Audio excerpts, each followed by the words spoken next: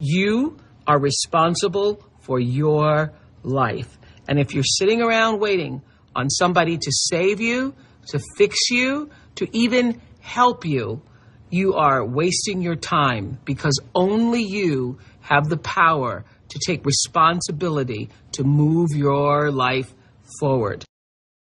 For me, I, at a very rough time in my life, sat down and became very specific about writing down, what am I good at? What do I know how to do? And one of the things on my list was sales, and I'd been selling fax machines door to door. And then I said, you know, I wrote down the words, I want to come up with an idea I can send to millions of people, sell to millions of people. So I was very specific. So I would tell these people, what do you want? Take the time to sit with yourself and be specific and ask for it. I knew that I wanted to change my life. I knew that I didn't want to go down the path that I was going down because I got scared, and fear is a great motivator. You want to know what I have learned about myself and what I have learned about every great salesman or entrepreneur I've ever worked with? If you can get in the habit of going through the door without the answer, and our education system tends to make you want to have the answer. If you walk through that door, people are amazingly smart. Once you're in there in hot water, you discover the answer.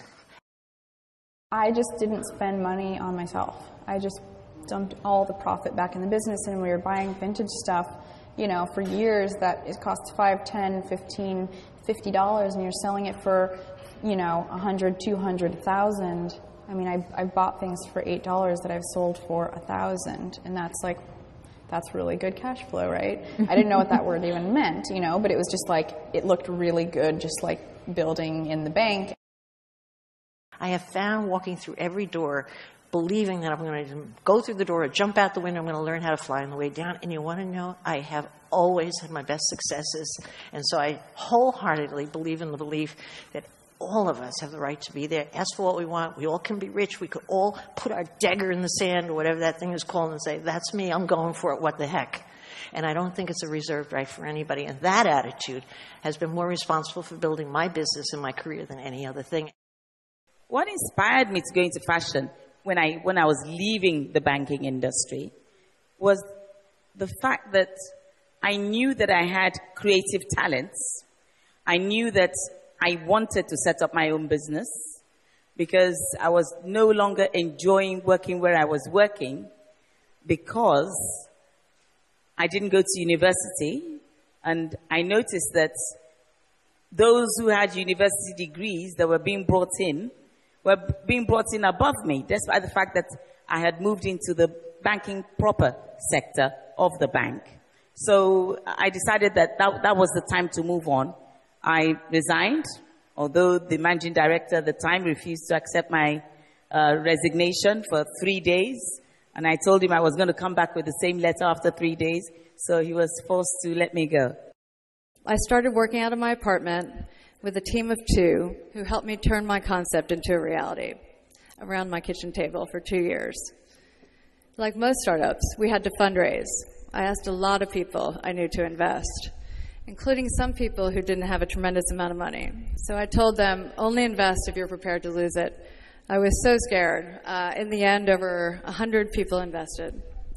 With that money and a personal investment, we set up an office in Hong Kong for sourcing and production.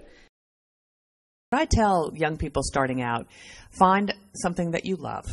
Find people that you want to work with. Find a company whose ethics and values you subscribe to. And what I always say to people, if you are not entirely comfortable with the people that you're working with and how they are behaving, run, do not walk for the exits. When I grew up, my dad used to encourage my brother and me to fail. So I would come home from school and sit at the dinner table, and my dad would say, kids, what did you fail at this week? And if I didn't have something to tell him, he would be disappointed. So if we weren't failing enough in our home, it meant we weren't trying new things. I stopped pretending to myself that I was anything other than what I was, and began to direct all my energy into finishing the only work that mattered to me. I was set free because my greatest fear had been realized, and I was still alive, and I still had a daughter whom I adored, and I had an old typewriter and a big idea.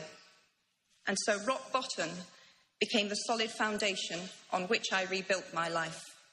It is impossible to live without failing at something, unless you live so cautiously that you might as well not have lived at all. I think it's very important to talk to people. And if you're a new business and a young business or even an old business, nothing is better than picking up the phone and talking to people.